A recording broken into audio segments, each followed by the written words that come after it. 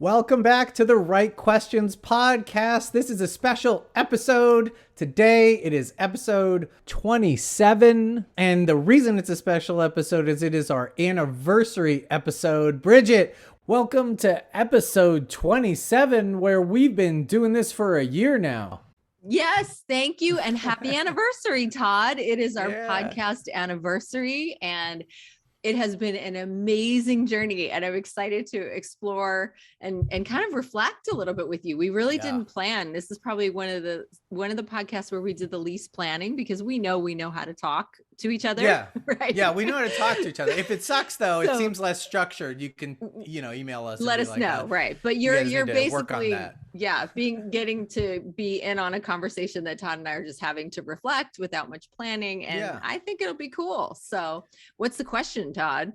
Well, before I get to the question, that's exactly right. Like we're gonna record this live, unfiltered, right, unedited, so that you can hear our reflection. We started doing it for like 2 minutes the other day. We're like, oh my gosh, it's been a year. We said, okay, we should. There's lessons. There's a whole bunch of lessons, right, learned in this year of podcasting, and we thought, okay, we're always trying to provide value. We're trying to show people show our listeners the things that we deal with, use ourselves as examples for the things they're dealing with, how we navigate them. So that's exactly what we're going to do. We had a creative project here that has a lot of moving parts in this podcast. The creation of it was a thing in and of itself that we've never really reflected on or talked about.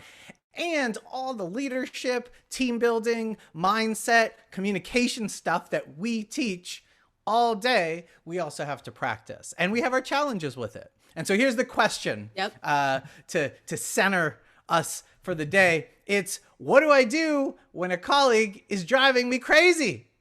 Right? What do I do? Love it. What do we do when a colleague's driving me crazy? Because no doubt, I love Bridget. She's fantastic. I love her as a person, as a professional. Mutual. Thank you. But sometimes we drive each other a little nuts. I have no doubt that I drive you crazy sometimes, Todd. I was driving her a little crazy right before we jumped on this podcast, just messing with her while she was trying to be serious, and I was joking around. No, I welcome it. I welcome that. I love it. But I think it's a great topic, because everybody has people they work with, whether it's at your job or a volunteer organization you may be part of, or even if you're, a stay-at-home parent, you're probably part of the school, community, and maybe the PTA, something like that. Like, this really, I think, is relevant for everyone, because it's about one of the key relationships in our lives, which is people that we have to work on something with together. We can't do everything. Sometimes I think it would be nice if I could just do everything myself. Well, we say, wait, Bridget, we say, oh, people are talking about you when we talk to our clients, right? People are talking about you around their dinner table. How do you want to be talked about, right? What is the story you want them telling about you? Because you're a pillar, a huge force in the life of the people you lead and that you work with. So, with that in mind, let's do a little reflection, because certainly we've driven each other nuts, and I think we can probably pull in some of our concepts that we're often dealing with to say how this all plays out. So okay, creative project. It's a year ago. We've got this creative project. We had the idea like, hey, we want to do a podcast. And 7 weeks later, because of the great Podcast Accelerator and Michelle Soro and Ginny and everyone over at the Podcast Accelerator, we were able to put that together. But we didn't really know what we were doing. And the process to create it was kind of crazy. You remember, Bridget, trying to come up with the name for our show? How could I ever forget, Todd? I remember many sleepless nights. Yeah. What do you remember? Tell me. I feel like it was an ongoing conversation between the two of us that just went on and on and on for weeks. And we were the ones in our class. We had amazing classmates in the Podcast Accelerator program. We were the ones who not only were driving each other crazy, I think we were driving all of them crazy, because every week it'd be like, okay, you've got your title. Todd and Bridget, do you have your title yet? Well, we've listed 100 more possibilities, and we're narrowing them down. That's right. And you and I would be on the phone, just going over the titles. The people in our class, nobody else had a partner. Right. So if you're doing and this is something that really speaks to the workplace, like you might have individual, I see individual contributor work that you do, that you own and it's just yours and you don't have to really check, what you're doing. You have to check with others. When you're doing a creative project, and many of us have these as well, there's a whole lot of give and take. Everyone's voice should, we would hope, should be included here. For you and I, we said, let's do a podcast. There's no power dynamic except that we're equals, right? We're just two colleagues who want to who want to achieve something. And I remember those conversations, Bridget, going back and forth, like, here's this. What do you think of this title? Okay. Like trying to read the nonverbals on the phone.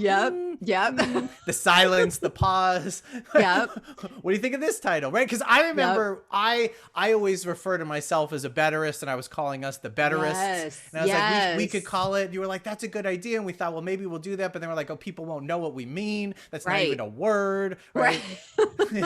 And then I really liked, so I would fall in love with one and run it by people in my life. Right. And like then nervously bring it to you and you'd be like, and then same would happen with you. You'd fall in love with something. Deflating. And then it was like so much back and forth. And I really liked growth and gratitude, if you remember. And we brought that, and you were kind of on board with that for a little bit. And we brought it to the class, and I won't say who, because we had tons of people in our class and our teachers, but someone in the class said, that's kind of trite. It just deflated my whole balloon, because I was like, I think I've got Todd on the edge of accepting growth and gratitude, right? And boom, it just because we're about growth. It made sense. We're about growth and gratitude, and then that kind of brings me to one of the lessons, right? That I learned in that was we had to continually define for each other what the goal was, because we had an idea of what we wanted to accomplish, but in a creative enterprise, or you creating something from scratch that's just out of thin air, the target changes. And if you're not clear in your mind and communicating what you now see the target, what you see the goal as, and you're trying to collaborate with someone else, we found often like, oh, wait, we have to go back and reestablish the goal. We have to have clarity on the goal, because we would say, well, of course we're about growth and gratitude. Of course we're about leaving people better, right? The betterists. I started talking, I remember, about happiness. I'm like, well, we're all about happiness. We're trying we had a bunch of options with happiness. There was the happiness there was the happiness struggle. And I remember you were like, no, it's too dark. You're like, I don't know, like we don't want to be like, and I said, yeah, that's a good point, right? But we're all trying to struggle to be happy, but is that really, does it give us the most freedom for the show? And then it was like, well, homemade happiness. What's the secret sauce to happiness? And we were going on. And then we said, wait a minute. We're not just about happiness. We're about so much more. Like that's a goal. And we had to reestablish, what is the goal? What is the vision? What do we do in our daily lives? And it was fun. Like in the questioning came the answer, which is now the title of the podcast, the right questions. Because all we did was question and question and question and question. And it was when we asked the right question of ourselves and of the situation, we were able to unlock the title. That's right. That's right. And I'm so happy with it now. And I'm so glad that we took that time and we made that time. And that's, I think, one of our first lessons that we can share, that hopefully people can incorporate, is that when big decisions have to be made in collaboration with colleagues, you need some time. You need to hear each other out. You need to honor each other's ideas and really consider them and weigh them. And I remember there were a couple of times where we were on the verge, and you said, we have this great dynamic where I'm more of the like, all right, let's go with this and let's make a decision. And you always kind of keep me grounded and say, let's just sleep on it. Let's come back tomorrow and see how you feel about it when you wake up in the morning. And very often there was some kind of shift, like, oh, you're right, I feel different about it today. So we have to, when we're in collaboration with others, allow for that time and space, but the rewards are so worth it, right? Because I know that I wouldn't be as happy with the name and the framework that we've created. Like the structure of having each episode based on a question, I think has been amazing. It's been so helpful so that we don't have to figure out a whole new kind of format or framework every time. And it's really helpful for our guests. Our guests are by and large also our listeners, right? So they know they're going to come and have a guiding question and they can think about that ahead of time. So we don't have to do a lot of prep with our guests. So the fact that we took the time to really make a quality decision together, even though we're telling you people, honestly, we drove each other crazy. Okay. Yeah. Oh yeah. But in a fun, light spirit, in the way that that's how close relationships are, when you have deep respect and safety, psychological safety, to be honest with each other about the frustrations and the feelings and the passion for what you're arguing for, even though the other person is not feeling so moved by it.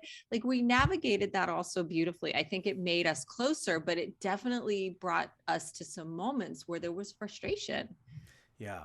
And so, in there, if we're answering part of this question, what do I do when a colleague is driving me crazy, right? When we're driving each other crazy, one of the things we had to do was leave some space, right? So create some space between ourselves and the ideas, between each other, come back the next day. As you were saying that, this is emotional intelligence, right? It's insight into self-awareness. Yes. So that we can choose differently with the people we care about, with the projects we care about, right in those moments, like choose a different path and alter the path of whatever the project is. This morning, Bridget, Isabella says to me, because last night she was really upset because she's going to get a new bed and she was going to give up her bed. And then she decided last night, after cheer practice, after she had a full day of school, we were talking about it, and she got really upset and started crying. She's like, I don't want to give up my bed. I'm not ready to give up my bed. I don't want it. No. Then this morning, to your point about just sleeping on it, she goes, I think I might want to give up my bed. She's like, I think last night I was just a little tired. I was a little emotional. So this is what she says.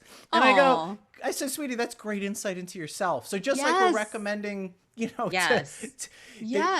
a skill. It's something to be learned, a muscle to be flexed. Yes. Go ahead. Yeah, no. I'm so glad you're giving the example of Isabella, because I'm really feeling like we're giving this example of the podcast, which for us, like, this is our anniversary episode. So we want to focus on that. But I want to throw in, like, this applies to any example you can think of. Todd and I are not just working on a podcast together. We have so many projects right now with so many clients, and we meet every week regularly and do the podcast. We do everything we do, but we're constantly negotiating and navigating. Are you doing this workbook? Are you going to do the program for this client? Are you going to design this project? Are you going to make the call? Which marketing calls are you going to do this week? Which marketing calls am I going to do? Is the spreadsheet updated? We have so much work together that we do all the time. Yeah. So even though we're kind of using the podcast as a fun extended example to establish, these lessons for ourselves and others, we just want you to know that even if a podcast is the furthest thing from your reality, this applies to everything you're doing in collaboration with other people. Yeah, because people are driving us crazy all over the place. Kids are driving us. Partner Neil drives you crazy. Right? Rebecca drives me crazy here and there. You got... So I'm going to bring it back to what you said about the podcast about trust, right? And psychological safety, because in there, we already had a firm foundation when we started this podcast of being able to talk real bluntly and directly about ideas. But this process of creation forced it in a different way. Right? Yes. A very real way, where it created norms for you and I based on this process of how we communicate, of how we organize information, of how we share information with, like, Google folders and docs, and how we collaborate in creation on ideas, how we comment and mark up projects that the other person owns. But right. So the list on down the line, right? And we collaborate with Ginny Media, who's our podcast producer. So you and I are constantly divvying up, which I want to give you credit. You do most of, right? So when we finish, people are like, this podcast does not just show up magically. Like Todd goes back and edits the audio, and we check with the guests. Do they want any edits? And then we always have guests. There are multiple partners in this process, right? So then we have to connect with our guests to make sure we get the right information that they want us to share. And then we have to give all the assets assets to Ginny Media and make sure they're packaged and properly, prepared for them. And then we have to meet all those deadlines for everybody. And we're doing this and putting something out every 2 weeks. And then we send it out to our newsletter list on the day of the release of each podcast. So we've got to make sure that the newsletter is all set up, and we work with our graphic designers to do that, but we do a lot of the copy for that. And so I'm just pointing out that like, it's not just me and Todd as two people working on all this. We've got like so many people in the arena that we're working with as well, partnering with us, that that we may be driving crazy as well, because in the beginning we had a harder time meeting our deadlines for all those partners because we were new. And now we're like, it's awesome because we're way ahead. We've got episodes in the can, as they say, ahead of time. And it's running like a well-oiled machine, but many partners, many potential colleagues to drive each other crazy. And lots of potential conflicts that could go any which way, depending upon how we communicate. We talk all the time about the options we have for influencing other people. This is our currency, and how certainly we can bribe or threaten people to do things, but that's not what we want to do. We want to just communicate effectively, respectfully, right? In an invitational way where we invite them to see the world in some way the way we do, and then want to come along. So, of course, then Bridget and I need to and have to model this in our interactions with each other. So when it came to the title of the podcast, to the artwork, what picture, what's it going to look like with the colors, what's each episode? Again, these are all decisions that are made jointly. Right. So if I take it to some of the things that help us, right, because we're trying to answer this question, what do I do when a colleague's driving me crazy? Some of the things we lean on are like an understanding of the other person, tools we have and have utilized to know what makes the person tick, like what sets them off, what are they built up and esteemed by, what do they need in the moment. Right. And so what comes to mind, Bridget, first and foremost, is just, we teach this all the time, and it's, everywhere, and we use it ourselves as true colors. Yes. Right? Yes. I cannot tell you how much that helps me to remember that you are green and I'm a blue. Yeah. And I'm orange right now. You gotta hire us to do a true colors workshop. But Bridget is very much focused on the people part of things. It's not that she doesn't focus on all kinds of other aspects of it, but it's one of the reasons our intros for our guests are so gushing, right? They're not just bullet pointed. She's like really genuinely wants to highlight all of the accomplishments of the people that we're speaking with, not for any other reason, but because she has such respect for them, and this is how she shows her respect, right? Attention, right? Because really what I'm pointing out is we attend to different things, different things as people. So I'm super analytical. I ask a lot of why this, why that. I challenge things, right? Which, by the way, used to drive me crazy, but I have come to embrace it and love it. You speak on it, Bridget. How did I drive you crazy? What did you do? No, I shouldn't say drove me. I mean, people can tell that like with us, it's always in a spirit where we're laughing and we're having a good time. And although not always, it can be tense if there's a big business decision that really needs to be made. We are running a very real business here.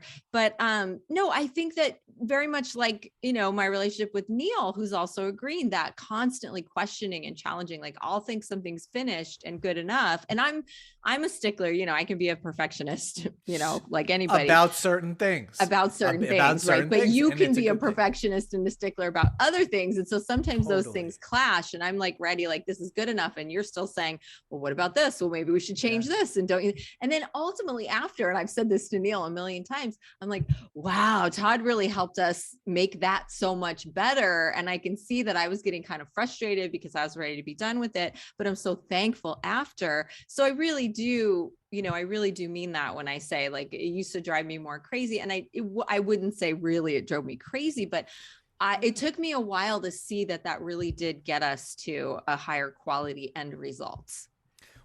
Well, we play to each other's strengths, right? That's part of what True Colors recommends. We do another thing called People Process Results, which is a super simple model, but kind of in keeping with where do you default to? Are you a people person? Are you focused on process? Are you focused on results? And unpack these ideas, because really, uh, I'm gonna go back in the creation of, not the title. There was something you were just saying, not the title of it, but something else. What are we focused on? Right? I'll be focused. You'll want to, it'll be great. Like what we have is great. And my father, I think I told you this, my father, because he was a songwriter producer, he would drive people crazy. And this is where I think I got it. Dad, I think I got this from you, in pushing to make something just that much better and that much more amazing. It's already amazing. It's already great. And if we push a little harder, we might just make it that much better. And often we have. Now, the flip side of that, Bridget, is that is analysis paralysis, right? Which is something that I could certainly suffer from, take too long to make a decision because we could still make it better. So the balance, and that's what like True Colors, People Process Results, these different tools that you and I utilize that we're so lucky to have learned and practice all the time, can help us to like lean on our partners, our colleagues, and their strengths to know when it's time to give up and compromise and know it's this is exactly. No, that's so true. I'm just laughing because I'm thinking we're at such an advantage because we teach all of this. You know, we've done workshops together where we're taking an intact team through People Process Results or through True Colors or through, you know, we do all kinds of custom team building where we create games with puzzles and we get creative and have fun. But deep learning and connection, and people always come away from those workshops. We have all kinds of testimonials of saying, wow, I really understood my colleagues better after that day of team building with Todd and Bridget, and we're not having the same conflicts, and I'm understanding things from their perspective. And that's why things like True Colors are great, because even if you don't like these systems that categorize people, it just puts a language to what you're already thinking, right? I'm already thinking like, oh, Todd really overanalyzed. So now I just get to go lovingly, oh, he's being such a green, right? You know what I mean? And reframe me. Right. And reframe, like, that's awesome. And remember how that gets us, that helps me see things that I was missing, or it gets us to a higher quality result, whatever it is.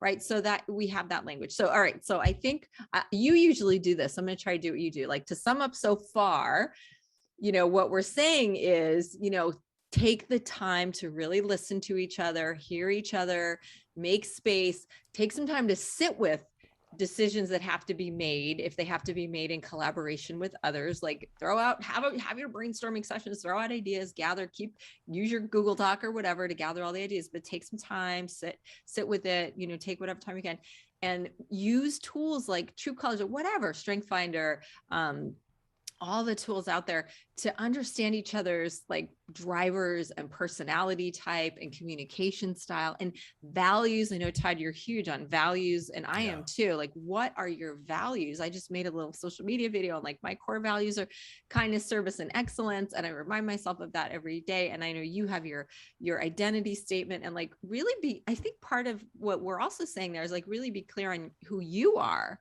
and be transparent about it. I think we've been very transparent with each other about who we are and who we're trying to be in the world and who we strive to be in the world. So we can always speak to each other with that in mind. Like, oh, I know that this is so important to Todd. I know that it's very important to Todd that things are like logical and things are well researched and well based, right? Well grounded in, you know, and some of our episodes have gone out there and tested those limits, which is exciting, because you'll say like, well, I don't know about this. And it's like, well, great, bring that skepticism or, you know, that balance in. And that's what makes the conversation so rich. So did I kind of sum up what we've recommended so far? Yeah, you absolutely did. You gave 3 real important points, summarized it, and segued us very nicely into, you were talking, what I heard there about, what I heard you saying was about courage.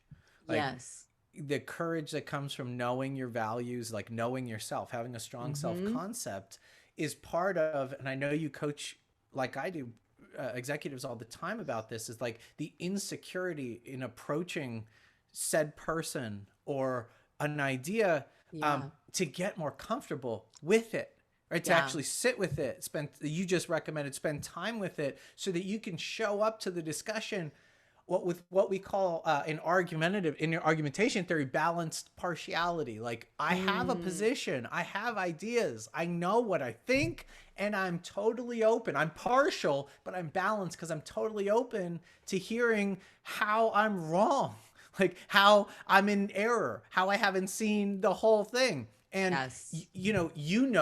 I have strong opinions, and I can be moved. I say to people all the time, like, why, what are we speaking for if only, if you can't be changed in this situation? Like, if you're not going to change your mind, then why do I even speak? Right. There's no opportunity. So I think another two tools there. One is the courage, right? It's courage to know yourself, sit with those ideas, to take the time to know the other person, and then to sit in the conversation. If a difficult conversation, listen actively and intently to hear, like, be open, like, hey, I have ideas, and I'm super open to being shown how I'm wrong here. Yeah. And you tell me, you show me plenty of times, like, well, here's where you're missing time. I'm like, oh, dang. Yeah, you're right. Look at that. And you do too for me. And you do that for me as well. I always feel like you're always going to stay open-minded and you're going to continue. But then, at a certain point, we should say, like, decisions have to be made. So I feel like we have a good balance of hearing each other out, but then you or I will kind of nudge the other and be like, all right, but we got to make a decision here. We got to move on. There's lots of other work to do, lots of other priorities. So I feel like we've really developed that. We don't miss deadlines. We don't, that's something no, we get. Right. It's like, and I want to move into something that I want to make sure we touch on. And that's about, like, assuming good intent and choosing your mindset about other people, which we talk about a lot on other podcasts. Yes. Like, go back to our podcast on not shoulding on people, right? Go back to so many of the podcasts where it's about our relationship with others is largely a result of what we choose to think about them. Yeah.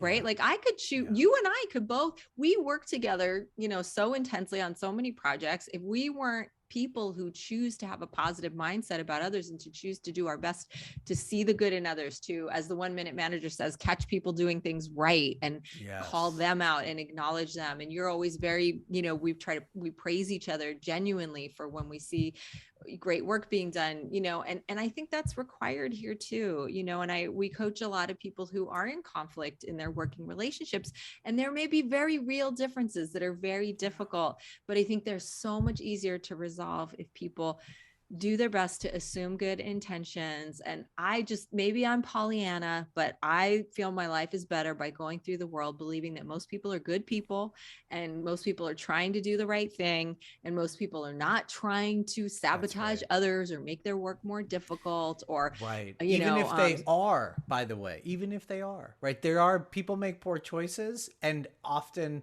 they have blind spots. And you and I, in our coaching work, get to see, like, as you're saying that, one of the most, you can tell me if I'm wrong, Bridget, but one of the greatest things that happens in coaching is when somebody realizes, like, if I say, it's like, what do I do when a colleague is driving me crazy?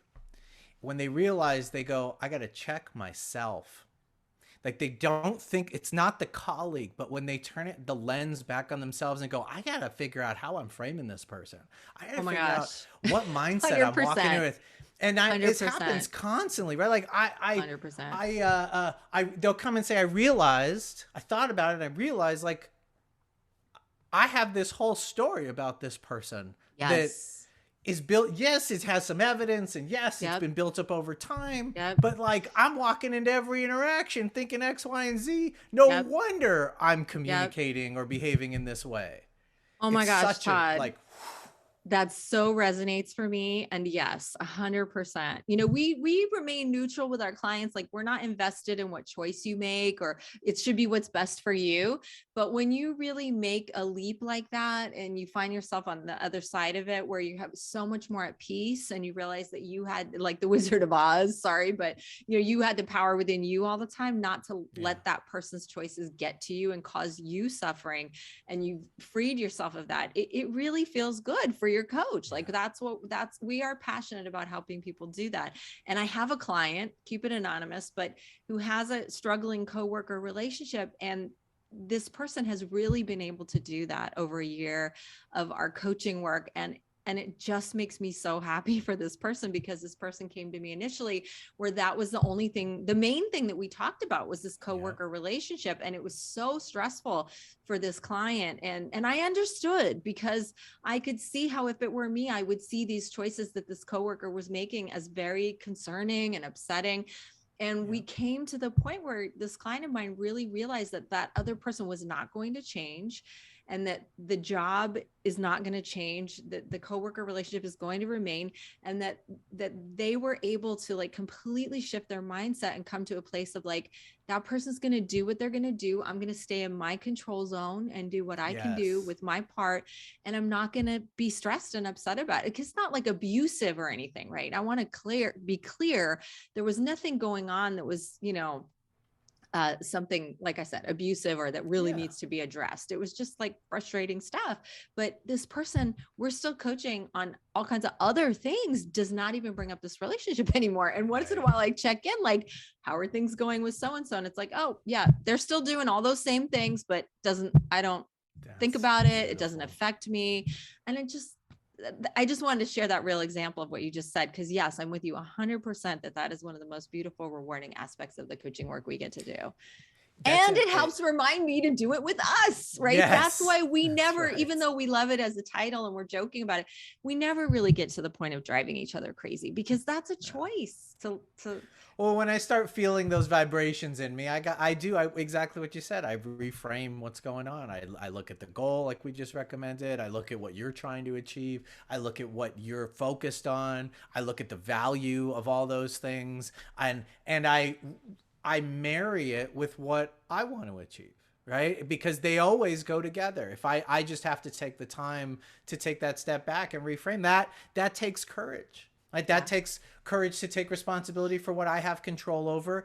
And why I bring it up as such a joy in coaching is that we know that you use the word, the relief that comes for the person in their own body, in their own skin, in their own life, across their day and their week and their month, personally and professionally, that the relief that comes with stepping into own how much power and control you actually have in framing the person and your mindset about them and your thoughts and beliefs about them and that story, and how it shades and contributes to all the feelings and all the actions. And if you could get back there and just play with this a little bit, the rest of this stuff, all of it, the behaviors, they all change, right? And that's liberating. It's a lot of joy as a coach. And in what you just said, I heard like taking responsibility for what you have control over. And sometimes we do need to apologize. Like you and I have apologized to each other at times. I think usually the other one is like, no, you don't have to, it's fine. But if I say something in a way that I realize after I could have said that in a different way, or it came out in a way that I really didn't intend. I hope you feel and know that I always try to circle back and be like, when I said this the other day, boy, it really came out in a way that wasn't intended. And what I really meant was this, and maybe I was stressed about something. Right. And so that's something we have to be willing to do as well. Well, in communication, right, we check back in any interpersonal relationship, and the communication that exists in with two people, whether it be your colleague, you and your boss, you and a staff member, right, someone that reports to you, or like you and your partner, right? Because this is also true with any difficult conversation or conflicted situation or conversation with your partners, right? Or your parents. It's like there's typically another opportunity to connect, to remedy, to fix, right? I say like, if there's a need to repair something, you can check back with the person. Like, hey, how did that go for you? Like, I just want to make sure that you and I have done that multiple times. Lots of times. Oh, yeah, I know. I probably do it too much. And because you are always so affirming, like, it's fine. Everything's fine, but I want to make sure that takes a lot to piss me off. which helps. Trust me, it goes a long way. I think me too. I think that's true for me too. And that's a good tip too. Like, don't be quick to anger. Like, that's a hard life. Like, I think we all know people who are quick to like getting really frustrated and angry and upset about things. Sometimes it's warranted. Don't hear us. Don't take it the wrong way. Like we're saying, just be a doormat. Neither of us are doormats. We know how to be assertive. We know how to speak up. We don't put up with abuse or mistreatment or disrespect. But that's not what we're talking about here. We're talking about like a lot of stuff you can let roll off your back. And well, here's what I know. If I can't let things roll, like you're off my back, like you're saying it, because I've built that capability more or less, right? That skill. I know that there's something more going on in me that I have to go attend to. Like maybe I'm off with my workouts and I'm not like getting that release. Maybe I'm like, something's shaky in me with like another relationship in my life. Like maybe I'm worried about my kids. Maybe there's something that happened with my partner. It's something that happened with my, my parents, right? The important things in my life. But I know that if I'm not in a place to be able to get there, that I have to spend even more time focused on me, because I have too many responsibilities. And this is to all you listening, right? You have too many responsibilities in life to not bring your best self, to not be able to show up and bring your best self to those responsibilities. And 100%.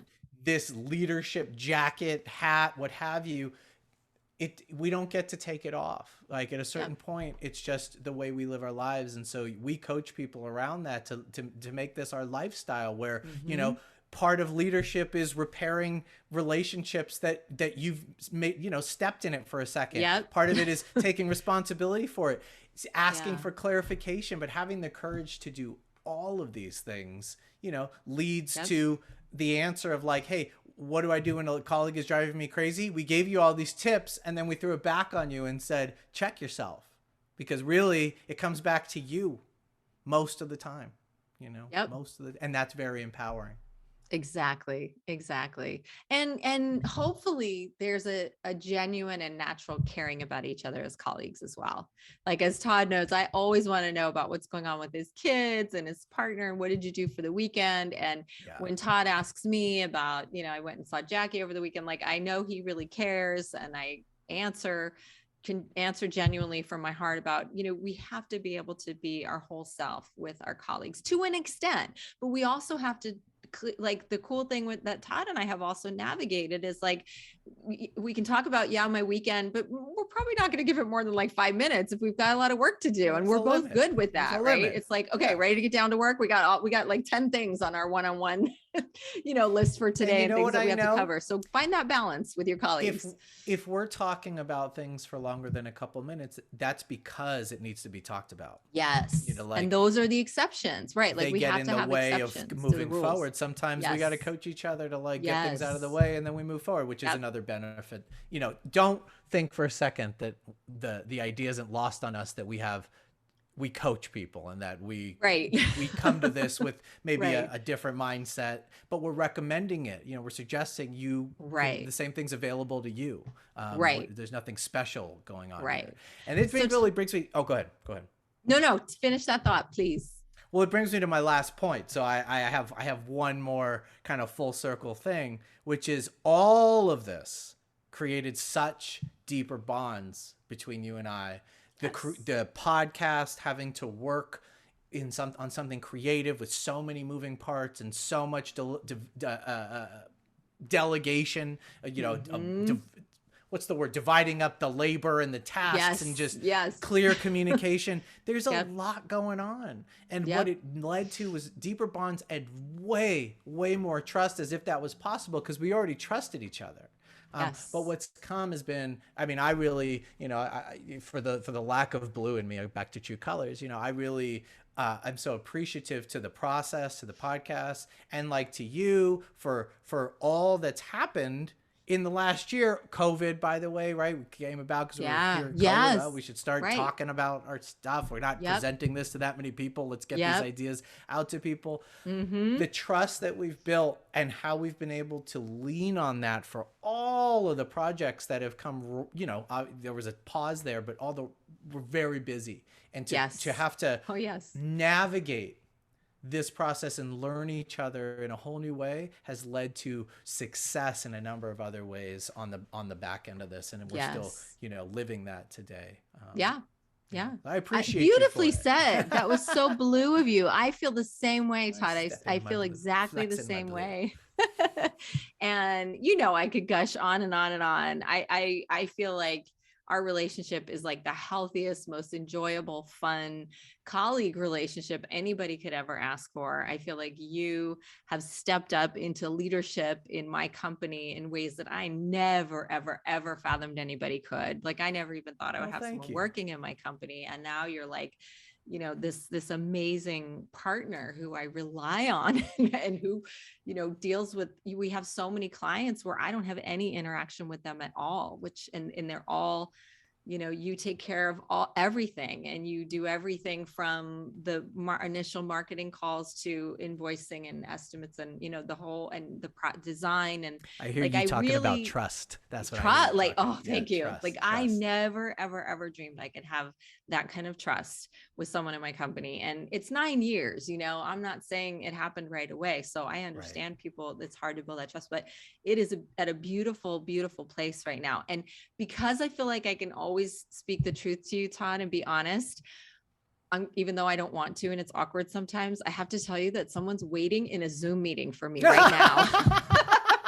And I'm gosh, like, I want to emote and gush with you. And I'm like, oh crap. So did we go over time? It's not a client. It's an accountability group with wonderful colleagues. I know what meeting you have. That's right. We went over time. Okay, let's wrap it up. No, but they're fine. They'll understand. They are a podcast lover and listener as well. So it's all good. But I think I could keep this conversation going for hours. I love it. But I think we did a great job of pulling out some really cool themes that hopefully will be helpful for people, and were definitely helpful, super helpful, and joyful and wonderful for me to reflect on. And my final word to you, Todd, is happy anniversary. Hey, happy anniversary. I love it. Well, we will shout out to the crew that's waiting, because they'll be listening to this in a little bit. So she's coming for you. Now you know where she was. We weren't lying, because now you're hearing the live thing. So Bridget, we, like you said, we could go on and on. That we offered some good lessons and some suggestions about how, you know, could deal with these colleagues when they're driving you crazy, like what to do and how to go about it. And if you want some more knowledge on it, you know where to find us, because you found us here on the podcast. So that being said, Bridget, have a great session. Everyone listening, be good people, make great choices, and we will see you next time. Bye.